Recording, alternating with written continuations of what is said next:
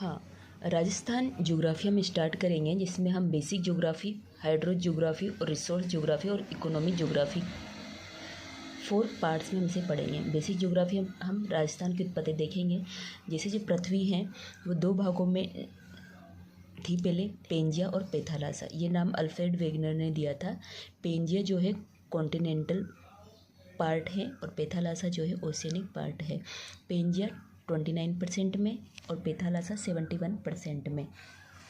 Pangaea जो है उसको भी 2 भागों में डिवाइड करके देखते हैं हम, अंगारा लैंड और गोंडवाना लैंड। ये 2 भागों में डिवाइड हुआ था पेंजिया, अंगारा लैंड और गोंडवाना लैंड। जब ये दोनों भाग टूटे तो एक भूसन्नति बनी, तो भू में दरार आई। उसी भू में दरार को हम बोलते हैं भूसन्नति। तो यहाँ पे एक जलीय भाग उभरा, उसको क्या नाम दिया? टेथिस सागर। तो टेथिस सागर क्या है? एक भूसन्नति है, एक जियो सिंक्लाइन है। अरावली जो है 60 करोड़ वर्ष पहले उत्पत्ति हुई, हिमालय की 3.5 करोड़ वर्ष पहले उत्पत्ति हुई। इसलिए अगर यूँ बोला जाता है कि बहुत जल्दी ज्योग्राफिकल कंडीशन में, तो बहुत जल्दी का मतलब ही करोड़ों सैकड़ों वर्ष हो जाते हैं। राजस्थान 2 पार्ट से बना है, एक तो गोंडवाना लैंड और एक टेथिस सागर। गोंडवाना लैंड में कठोर पार्ट्स आते हैं, जैसे अरावली और हाड़ौती जो है गोंडवाना लैंड का भाग है, और टेथिस सागर में डेजर्ट और पूर्वी मैदान वाले भाग हैं। तो शॉर्ट में देखिए तो राजस्थान किस चीज़ का पार्ट है? जीटी का, गोंडवाना लैंड और टेथिस सागर। अब हम देखते हैं हाइड्रो ज्योग्राफी। इसके बाद स्थिति विस्तार देखेंगे हम, उसके बाद भौतिक प्रदेश। तो बेसिक ज्योग्राफी में हम जो टॉपिक देखेंगे, राजस्थान की उत्पत्ति, स्थिति और विस्तार कहाँ से कहाँ तक है। स्थिति विस्तार में जैसे हम इसका देख लेंगे अक्षांश, जो कि किस किस को बताएगा? नॉर्थ को और साउथ को, क्योंकि ईस्ट और वेस्ट तो ये मिले हुए हैं। और देशांतर, अक्षांश को अपन क्या बोलते हैं? लेटीट्यूड, लेटी हुई लाइन्स, ओके। और देशांतर GMT, Greenwich mean time, okay. तो ये बताएंगे हमारी ईस्ट और वेस्ट को। तो हाइड्रो ज्योग्राफी में हम देखेंगे नदियाँ, और नदियाँ अभी भौतिक प्रदेश है। भौतिक प्रदेश में हम जलवायु को भी पढ़ेंगे, और जलवायु से क्या होता है? जलवायु में कौन कौन सी जलवायु में मौसम आ जाते हैं? समर के बाद वर्षा के बाद ऑटम सीजन के बाद विंटर। तो वर्षा होने के बाद हमारे दूसरे टॉपिक स्टार्ट हो जाते हैं, जैसे नदियाँ। तो वर्षा हुई तो नदियाँ आई। हमारे राजस्थान में एक भी जो है हिमालयी नदियाँ नहीं है, ग्लेशियर वाली रिवर नहीं है, क्योंकि ग्लेशियर रिवर 12मासी होती है। हाइड्रो में हम देखेंगे नदियाँ, झीलें, बांध में सिंचाई परियोजना आ जाएगी, ड्रिंकिंग वाटर प्रोजेक्ट आ जाएंगे, जैसे बिसलपुर वाला जल संरक्षण। उसके बाद हम देखेंगे रिसोर्स ज्योग्राफी, मिट्टी हैं, खनिज हैं, वनस्पति हैं, वन्य जीव एवं जैव विविधता हैं। इसके बाद इनसे इकोनॉमिक ज्योग्राफी में हम कृषि देखेंगे, पशुपालन, उद्योग, ऊर्जा, जनसंख्या, पर्यटन, यूनेस्को संकल्पना।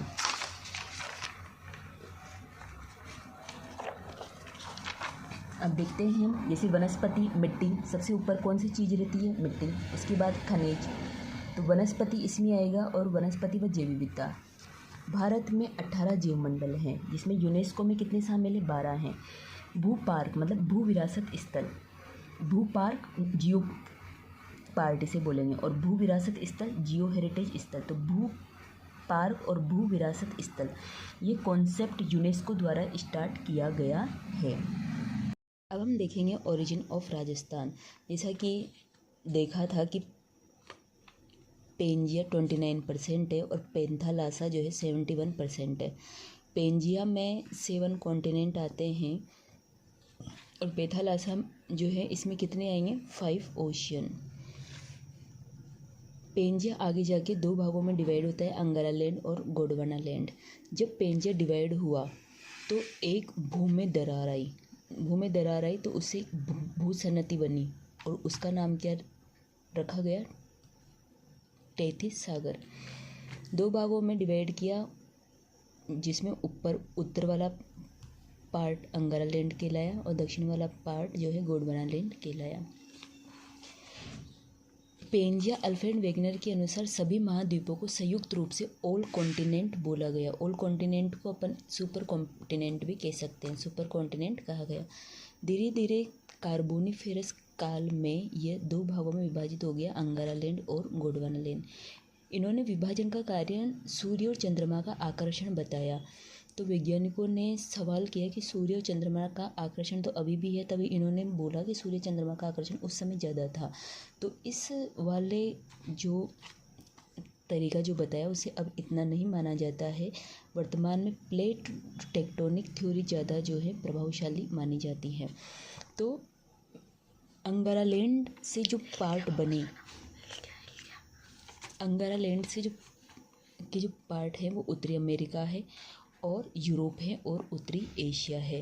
जैसे कि मैं आपको बताती हूँ, अंदर ये देखो, यहाँ से तैतीस सागर गुजर रहा है, तो तैतीस सागर के उत्तर में अंगारा लैंड, इसमें नॉर्थ अमेरिका, यूरोप, एशिया इसका पार्ट है। और देखो गोंडवाना लैंड के जो पार्ट हैं, साउथ अमेरिका, अफ्रीका और ऑस्ट्रेलिया और अंटार्कटिका। तो इधर हम देखेंगे गोंडवाना लैंड का पार्ट दक्षिण अमेरिका, अफ्रीका, दक्षिण एशिया, अंटार्कटिका और ऑस्ट्रेलिया। अब देखो पेंथालासा, अकॉर्डिंग टू अल्फ्रेड वेगनर, सभी महासागरों को संयुक्त रूप से सुपर ओसेनिक पार्ट कहा है। ऑल ओसेनिक पार्ट से भी इसे कह सकते हैं। ऑल ओशियंस को अगर जैसे पेंथालासा भी हमने बताया 71% और पेंजिया 29%। अगर मैं पेंथालासा को अगर 100% मान लूँ तो अकेला पैसिफिक ओशियन ही 46% है। जो बचे हुए ओशियन कितने आ जाएंगे, 54%। तो अकेला पैसिफिक पूरी पृथ्वी का 1/3% है। अब हम बात करते हैं 33 सागर। एक बात और कि अगर पेंजिया 29% है, अगर इस पूरी स्थल वाले भाग को अगर अपन पैसिफिक महासागर में रख दें तो भी पैसिफिक महासागर लगभग हमारे 7% लगभग ज़्यादा रहेगा। ठीक है, अब हम चलते हैं 33 सागर पे। तो यह अंगारा लैंड और गोंडवाना लैंड के मध्य में स्थित है। यह एक भूसन्नति है। धीरे धीरे नदियों में सेडिमेंट्स, जो 33 सागर में जो नदियाँ आई वो सेडिमेंट्स जमा करती गई, और दोनों जो परतें अंगारा लैंड गोंडवाना लैंड, जब दोनों परतों से दबाव बना तो हिमालय पर्वत का निर्माण हुआ। तो मदर ऑफ हिमालय क्या कह सकते हैं अपन, 33 सागर। जब इसमें पहाड़ बने तो ऊंचाई पे ज़्यादा जाते जो है हमारा टेम्परेचर कम होता जाता है, तो बर्फ़ ज़्यादा रहती है, हिमनद। तो यहाँ से बर्फ़ से नदियाँ निकली जो कि बारहमासी होती है, और इसके नीचे जो नदियों से आने वाला तलछट जमा होता गया, जिससे उत्तर का विशाल मैदान बना। तो 33 सागर से बनने वाले हैं हिमालय, उत्तर का विशाल मैदान, और थार मरुस्थल का निर्माण 33 सागर पर ही हुआ है। अब अपन राजस्थान का निर्माण देखते हैं। पहले बताया था कि राजस्थान का निर्माण गोंडवाना लैंड और 33 सागर से हुआ है। गोंडवाना लैंड का पार्ट है अरावली और हाड़ौती कठोर पार्ट, और 33 सागर से पूर्वी मैदान और थार मरुस्थल। तो सबसे प्राचीनतम है अरावली, फिर उसके बाद हाड़ौती, फिर थार मरुस्थल, फिर पूर्वी मैदान। क्योंकि इसमें नदियाँ बहती है तो मिट्टी जमा करती जाती है और नए मैदान का निर्माण होता जाता है। अरावली एवं हाड़ौती भारत के प्रायद्वीपीय पठार का हिस्सा है, क्योंकि ये कठोर हिस्सा है। जबकि थार मरुस्थल व पूर्वी मैदान, थार मरुस्थल में पहले नदियाँ बहती थी, तो थार मरुस्थल एवं पूर्वी मैदान भारत के उत्तरी मैदान का हिस्सा है। राजस्थान की स्थिति एवं विस्तार की बात करें तो स्थिति में हम अक्षांश व देशांतर को देखेंगे, और विस्तार में एरिया, शेप और बाउंड्रीज को हम देखेंगे। भारत की पोजीशन वर्ल्ड में बात करें तो हमारा अक्षांश है। अक्षांश किस किस को बताता है, अक्षांश बताएगा नॉर्थ को और साउथ को, और अक्षांश मतलब लेटीट्यूड, और देशांतर बताएगा हमारे ईस्ट और वेस्ट को, जिसे हम लॉन्गिट्यूड बोलते हैं। तो हमारा भारत जो है नॉर्थ लेटीट्यूड में आता है और ईस्ट लॉन्गिट्यूड में आएगा। ओके,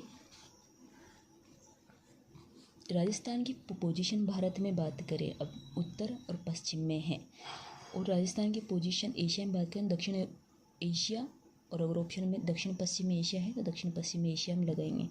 राजस्थान की अक्षांशीय स्थिति की बात करें तो 23 डिग्री 3 से नॉर्थ लेटीट्यूड, उत्तरी अक्षांश से 23 degree 12 second north latitude, 23 degree 3 उत्तरी अक्षांश से 23 डिग्री 12 उत्तरी अक्षांश। देशांतर की बात करें 69 डिग्री 30 पूर्वी देशांतर से 78 डिग्री 17 पूर्वी देशांतर तक है।